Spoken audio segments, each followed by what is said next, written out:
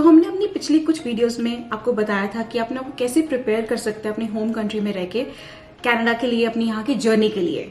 Yes तो उसी reason के कारण आज हमने एक चेकलिस्ट बनाई है आप लोगों के लिए कि आप वो फॉलो कर सकें जब आप कनाडा आएं एंड आपको ऐसा ना लगे कि हमारा नेक्स्ट स्टेप क्या होगा। So welcome back to another video by Canada vloggers.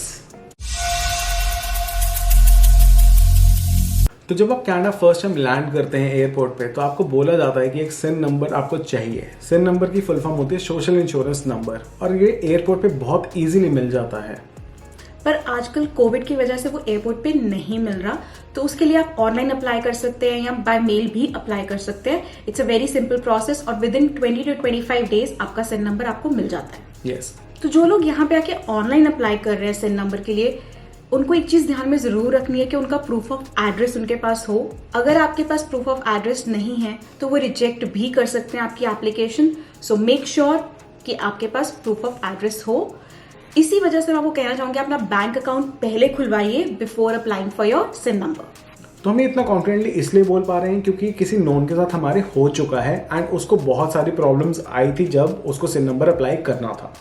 तो इसी के साथ हम बात करते हैं अपने सेकंड पॉइंट की, जो है हेल्थ कार्ड। हेल्थ कार्ड सिर्फ उन्हीं लोगों को मिलता है जो यहाँ पे परमानेंट रेजिडेंट्स हैं या सिटीजन्स हैं यहाँ के। And the reason for that is क्योंकि हेल्थ कार्ड उन्हीं को मिलता है जिनका फ्री हेल्थ केयर प्रोवाइडेड होता है गवर्नमेंट की तरफ से। यस और इसी के साथ मैं आपको ये भी बताना चाहूंगा, जो स्टूडेंट्स हैं या वर्क वीजा पे यहाँ पे कनाडा आते हैं उनके लिए यहाँ पे हेल्थ सर्विसेज फ्री में नहीं होती हैं, तो उनके लिए उनको अपनी एक इंश्योरेंस लेनी पड़ती है। और जो स्टूडेंट्स होते हैं उनकी मोस्टली यूनिवर्सिटीज और कॉलेजेस करवा के देती है इंश्योरेंस। Good to know. तो अब हम आते हैं हमारे अगले पॉइंट पे, जो कि है अकोमोडेशन। पहली चीज तो मैं ये रेकमेंड करना चाहूंगी कि अगर आपका यहाँ पे कोई नोन नहीं है तो अपनी होम कंट्री में रह के सबसे पहले आपको अपना कोई एयरबीएनबी बुक करना होगा, ताकि इनिशियल डेज में आके आप यहाँ पे कहीं रह सके। उसके बाद आती है हमारी एक परमानेंट अकोमोडेशन ढूंढना, जहाँ पे अपना आप थोड़ा इनिशियल टाइम गुजारेंगे। उसके लिए तो हमने वीडियो बनाई हुई जिसमें हमने बताया हुआ है कि यहाँ पे किस किस टाइप की अकोमोडेशन होती हैं और क्या क्या आप रेंट कर सकते हैं। और जो मोस्ट कॉमनली यूज होती है वो होती है कजीजी। लोग गुरुद्वारे या मंदिर में भी जाते हैं, वहां पे भी पोस्ट कर देते हैं अगर उनकी बेसमेंट्स अवेलेबल होती हैं। तो रेंटल अकोमोडेशन ढूंढने के लिए there lot of websites, rental.ca is one of them, और भी कुछ वेबसाइट है जिनके लिंक हम डिस्क्रिप्शन में डाल देंगे आपके लिए। हम नेक्स्ट पॉइंट पे आते हैं, जो है आपका फोन प्लान। जब आप कनाडा आते हैं आपको एक कनाडा नंबर जरूर चाहिए होता है, ताकि आप उस पर जॉब के लिए अप्लाई कर सकें, ताकि आप उसके लिए रेंटल अकोमोडेशन ढूंढ सकें। चाहे आप उसके लिए बैंक अकाउंट भी अप्लाई करना होता है तो भी आपको एक फ़ोन नंबर चाहिए होता है ज़रूरी। एंड ऑब्वियसली अगर आप ऑनलाइन से नंबर अप्लाई कर रहे हैं तो भी आपको एक फ़ोन नंबर ज़रूरी होगा। तो उसके लिए मैं आपको रेकमेंड करूँगा कि आप शुरू में आके कोई भी प्रीपेड कार्ड यहाँ पे ले सकते हैं। मैं यहाँ पे रेकमेंड नहीं करता हूँ कि कोई भी एयरपोर्ट से आप जाके ले लें कोई भी थर्ड पार्टी का, but I would recommend you a couple of company जिनके प्रीपेड कार्ड्स आप यहाँ पे ले सकते हैं। तो पहली कंपनी की मैं बात करूँगा रॉजर्स, जिसका नेटवर्क ऑल ओवर कनाडा है। दूसरा है बेल, जिसका अगेन पूरी हर जगह नेटवर्क प्रोवाइडेड मिल जाता है। अगर आप यहाँ से BC साइड या लाइक ब्रिटिश कोलंबिया साइड आ रहे हैं तो वहाँ पे टेलस नाम की एक कंपनी है, उनका भी आप प्रीपेड कार्ड ले सकते हैं। अगर आप पोस्ट पेड कनेक्शन के लिए अप्लाई करते हैं तो उसके लिए आपको एक फ़ोटो ID ज़रूरी चाहिए होता है। And if you are going to get a phone obviously, तो आपको उसके लिए क्रेडिट हिस्ट्री यहाँ पे कनाडा में होनी बहुत ज़रूरी है। तो न्यू कमर्स पहले बैंक अकाउंट खुलवाते हैं, पहले क्रेडिट कार्ड अप्लाई करते हैं, फिर उनको जाके कहीं फ़ोन मिलता है। तो इसी के साथ हम आते हैं अपने अगले पॉइंट पे, जो कि है आपका ड्राइवर्स लाइसेंस या फोटो ID। तो अगर आपको ड्राइवर्स लाइसेंस के लिए पूरी इन्फॉर्मेशन चाहिए तो आप हमारी वीडियो देख सकते हैं जो हमने बनाई हुई थी G1 लाइसेंस पे, उसका भी लिंक हम डिस्क्रिप्शन में आपके लिए डाल देंगे। And then comes photo ID। तो ओंटारियो रीजन का हमें पता है कि अगर आप ड्राइवर्स लाइसेंस के लिए नहीं अप्लाई करें तो दूसरी ऑप्शन होती है अपना फोटो ID लेना, जो कि आप सर्विस ओंटारियो में जाके ले सकते हैं। तो हम बात करते हैं नेक्स्ट पॉइंट की, जो है हमारा बैंक अकाउंट। तो जो बैंक अकाउंट होता है वो खोलना बहुत ही ज़रूरी होता है, क्योंकि जब हम फर्स्ट टाइम कनाडा आते हैं तो हमारे पास बहुत ही कैश हो सकता है, या हमें लगता है कि हम जब यहाँ पे अपनी लाइफ शुरू करेंगे तो हमें इंडिया से या किसी और कंट्री से पैसे मंगवाने भी पड़ सकते हैं। तो एक जगह सेफ होनी चाहिए जहाँ पे आपका पैसा आ सकता है। And obviously if you are thinking of living your life over here in Canada, तो आप एक क्रेडिट कार्ड के लिए भी अप्लाई करेंगे जो आपको बैंक ही प्रोवाइड करेगा। तो उसके लिए आपको सबसे ज़रूरी होता है एक बैंक अकाउंट खुलवाना। बैंक अकाउंट खुलवाने के लिए आपको एक फ़ोन नंबर ज़रूरी है, एक सिन नंबर ज़रूरी हो जाता है, और एक एड्रेस प्रूफ भी ज़रूरी हो जाता है। और जो PR पे है उनके लिए COPR जरूरी हो जाती है। यस और जो स्टूडेंट्स होते हैं उनका मोस्टली तो GIC होता है। अगर नहीं है आपका GIC, आपको यहाँ पे आके खुलवाना पड़ रहा है, आप वो भी कर सकते हैं। आपको अपनी पासपोर्ट लेके जाना होगा, अपना स्टडी परमिट वगैरह आपको लेके जाना होगा ताकि आप प्रूफ दिखा सके कि आप यहाँ पे किस वीजा पे हैं। तो इसी के साथ हम आते हैं अपने अगले पॉइंट पे, जो कि है ट्रांसपोर्ट कार्ड या ट्रांजिट कार्ड। तो मैं बाकी प्रोविंस के बारे में बात नहीं करूंगी क्योंकि मुझे ज्यादा नॉलेज भी नहीं है, तो हम बात करेंगे सिर्फ ओंटारियो की and basically greater Toronto area की। सो यहाँ पे यूज होता है प्रेस्टो कार्ड। तो जो प्रेस्टो कार्ड है आपको आते ही अप्लाई करना चाहिए क्योंकि आपको कहीं पे भी ट्रैवल करना है। So basically it makes your life easy क्योंकि प्रेस्टो कार्ड हर जगह चल जाता है, लाइक चाहे वो मिसिसागा हो, चाहे वो ब्रैम्पटन हो, चाहे टोरंटो हो, वो हर ट्रांजिट में वो चल जाएगा।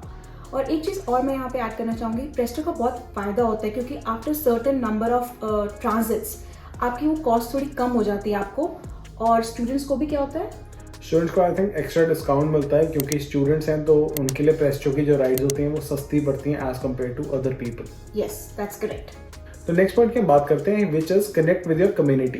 तो जब आप कनाडा यहाँ पे आते हैं फर्स्ट टाइम, अगर आप स्टूडेंट्स हैं तो आपके लिए लाइफ अच्छी हो जाती है क्योंकि यहाँ पे आके दोस्त बन जाते हैं क्योंकि सेम कॉलेज लाइफ और सेम एज ग्रुप के होते हैं।